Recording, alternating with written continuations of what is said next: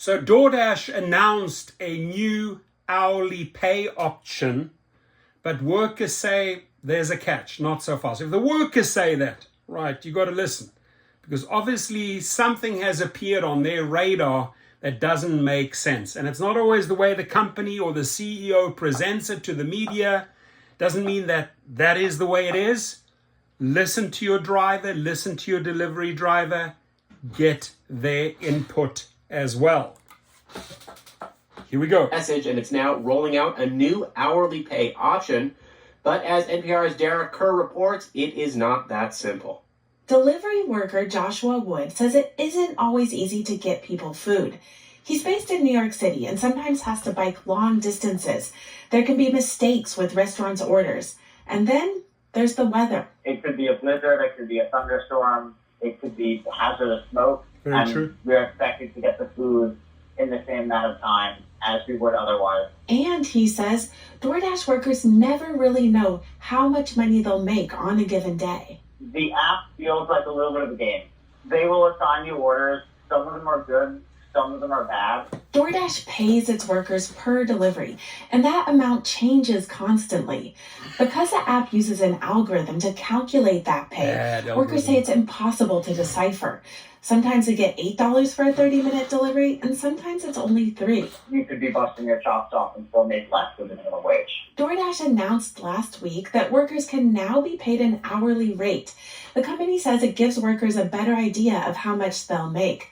But Jimmy Miller, who's a DoorDash driver in Washington, D.C., says that's hardly the case. It's definitely not worth it. That's because workers are only paid the hourly rate when they're on a delivery, not when they're waiting to take a new assignment. It's kind of like a grocery store cashier only being paid for when they're ringing up customers. And DoorDash workers spend an average of 20 minutes an hour waiting for orders to come in. Miller says this new hourly wage option wouldn't even cover his expenses. I pay for gas. Obviously, I pay for my own car.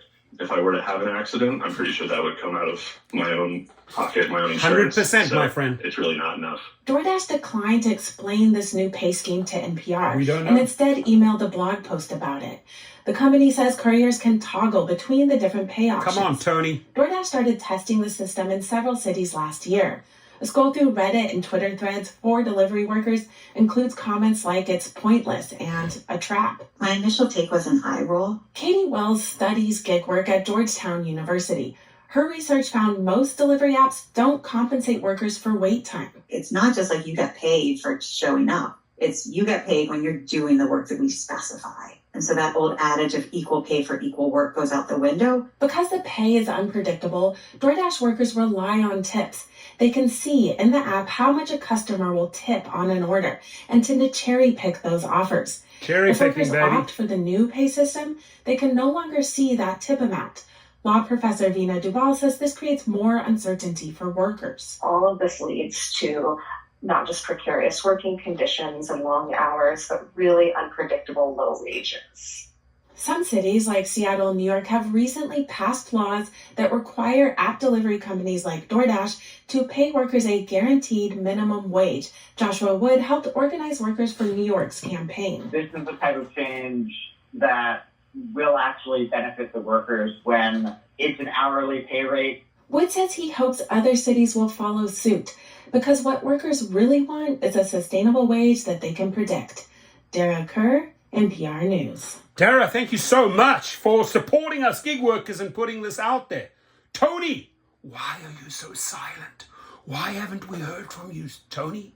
Why have you chosen not to answer these people? Maybe they are right when the workers say there's a catch.